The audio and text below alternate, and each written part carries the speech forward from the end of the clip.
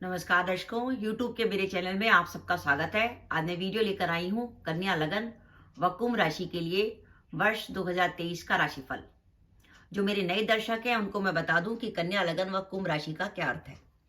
यह आपकी लगन कुंडली है। इसके पहले भाव में 6 नंबर लिखा है, इसका अर्थ है आपका कन्या लगन है। चंद्रमा छठे भाव में बैठा है 11 नंबर में, इसका अर्थ है आपकी कुंभ राशि।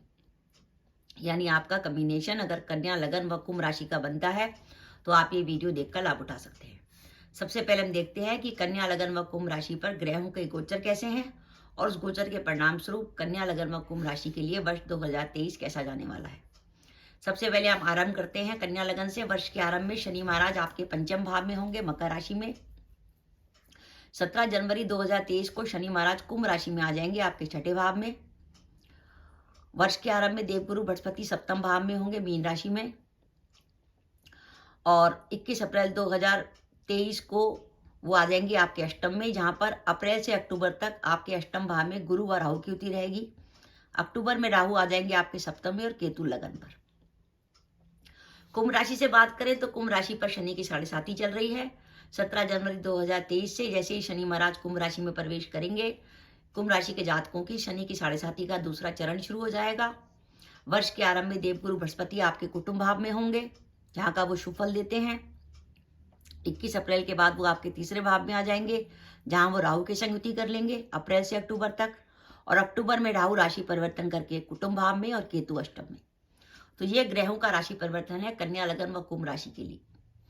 अब हम इसमें देख रहे हैं कि कन्या लगन व कुंभ राशि के लिए वर्ष 2023 गोचर के हिसाब से कैसा है। तो मुझे मामला 50% का लग रहा है, क्योंकि वर्ष का स्टार्टिंग बहुत अच्छा है। वर्ष के स्टार्टिंग में जब वर्ष का आरंभ होगा तो 17 जनवरी को शनि महाराज आपके छठे भाव में आ जाएंगे, जहां वो पॉजिटिव होते हैं कन्या लगन से।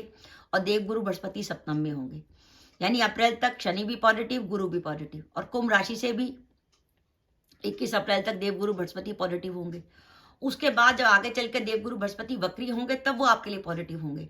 यानी अगर आप कन्या लगन व कुंभ राशि के जातक हैं तो वर्ष 2023 गोचर के हिसाब से मामला कुछ 50% पे आ रहा है। अब हम देखते हैं कैरियर पे इसका क्या इफेक्ट पड़ेगा। मेरे हिसाब से आपके लिए वर्ष का आरंभ काफी अच्छा है। वर्ष के आरंभ में आपको लगेगा जैसे काम बहुत अच्छे बन रहे हैं। वर्ष के आरंभ में कम से कम जनवरी से अप्रैल तक ये समय है कि आप जो काम करना चाहेंगे आपका हो जाएगा गोचर के हिसाब से।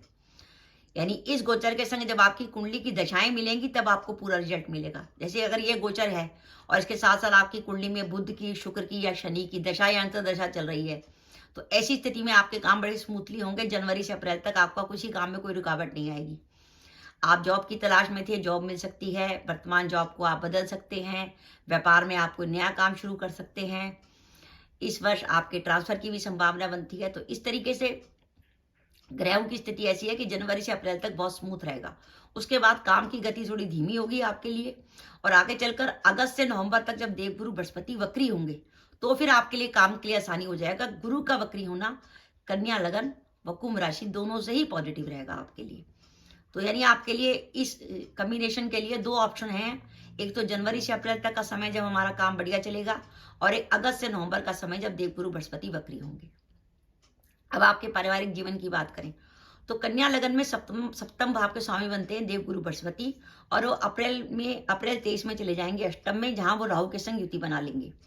सप्तमेश का अष्टम में जाना और अक्टूबर के बाद राहु का सप्तम में आना इस बात का संकेत है कि इस वर्ष अप्रैल के बाद दाम्पत्य जीवन को लेकर आपको कोई परेशानी रहने की संभावना है। दाम्पत्य जीवन में आपस में तनाव या परेशानी हो सकती है। अगर आपके दाम्पत्य जीवन में कोई प्रॉब्लम चल रही है तो, और आप महिला जातक हैं, तो मैं आपसे कहूंगी कि दुर्गा माता की उपासना करें। उसके लिए सबसे बढ़िया तरीका है आप दुर्गा सप्तशलोकी का पाठ कर सकती हैं। आप चाहें तो देवी माँ दुर्गा का एक मंत्र है, सर्व मंगल मंगलाय शिवे सवा साधिके शरणाय त्र्यंबके गौरी नारायणी नमोस्तुते। इसकी एक माला रोज फेर लीजिए आप, आपके लिए बहुत अच्छा हो जाएगा। आप चाहें तो नेट पे भी सर्च कर सकती हैं, सर्व मंगल मंगलाय शिवे सवा साधिके शरणाय त्र्यंबके गौरी नारायणी नमोस्तुते। और अगर आप चाहें तो हर शनिवार को सूर्यास्त होने के बाद चमेली के तेल का दीपक जलाकर सुंदरकांड का पाठ भी कर सकती हैं। उससे भी दाम्पत्य जीवन के तनाव में कमी आएगी। इस वर्ष माता के स्वास्थ्य को लेकर किसी प्रकार की चिंता रहने की संभावना है। माता के स्वास्थ्य के प्रति विशेष ध्यान रखिएगा। साथ ही अगर आपका व्यापार पार्टनरशिप में है तो पार्टनरशिप में भी आपको बहुत सावधानी रखने की जरूरत है। इस वर्ष अगर हम बात करें कि जो जातक अपने विवाह के इंतजार में थे, तो उनके लिए विवाह की पूरी संभावना बनती है, क्योंकि सप्तम भाव पर गुरु का गोचर हो रहा है जनवरी से अप्रैल तक, और आगे चल के भी गुरु जब वक्री होंगे तो आपके विवाह की संभावना बनती है। इसके साथ साथ इस वर्ष एक बात ध्यान रखने की जरूरत है कि अगर आपकी कुंडली में राहु की महादशा या राहु की अंतर्दशा और गुरु की महादशा या गुरु की अंतर्दशा या राहु में गुरु या गुरु में राहु चल रहा है, तो आपको विशेष सावधानी रखने की जरूरत है, क्योंकि जिस ग्रह की दशा या अंतर्दशा चल रही है, अगर वो गोचर में अष्टम में आ जाए तो वो फिर ग्रह आपको प्रॉब्लम दे सकता है। इसलिए मेरा यह मानना है कि सावधानी आपको रखनी पड़ेगी अप्रैल से अक्टूबर के बीच में। पहली सावधानी कार्यस्थल पर, क्योंकि सप्तम भाव का स्वामी अष्टम में आया है। सप्तम भाव दशम से दशम होता है। सप्तमेश का अष्टम में आना इस बात का संकेत है कि कार्यस्थल पर कोई छिपे हुए शत्रु आपको परेशान कर सकते हैं, क्योंकि अष्टम भाव होता है हमारे लिए बाधाओं का, हमारे गुप्त शत्रुओं का। तो अष्टम भाव पे राहु और गुरु जैसे ग्रह जब बैठेंगे तो कार्यस्थल पर किसी प्रकार की परेशानी होने की संभावना। साथ ही सप्तम भाव से व्यापार का भी विचार करते हैं, तो इस बार अप्रैल के बाद व्यापार में बहुत सावधानी, लेन देन संबंधी सावधानी। आप किसी से कोई लेन देन करें तो बहुत सोच विचार के करें, और अगर आपका इस वर्ष कोई कोर्ट केस चल रहा है तो उसमें भी सावधानी रखने की जरूरत है। और जनवरी से लेकर अक्टूबर तक केतु आपके कुटुंब भाव में रहेंगे, तो कुटुंब में किसी प्रकार का विवाद होने की संभावना है। साथ ही अपनी वाणी का इस्तेमाल भी सोच विचार के करिएगा, क्योंकि केतु वाणी को कटु बनाता है। कहीं आपके मुंह से ऐसी बात निकल जाए कि बनते हुए काम बिगड़ जाए। तो दर्शकों, ये मेरा मानना है कि अगर आप कन्या लगन व कुंभ राशि के जातक है तो वर्ष 2023 आपके लिए 50% तक बढ़िया जाने वाला है। तो दर्शकों, ये मेरा वीडियो था कि कन्या लगन व कुंभ राशि के लिए वर्ष 2023 कैसा जाएगा।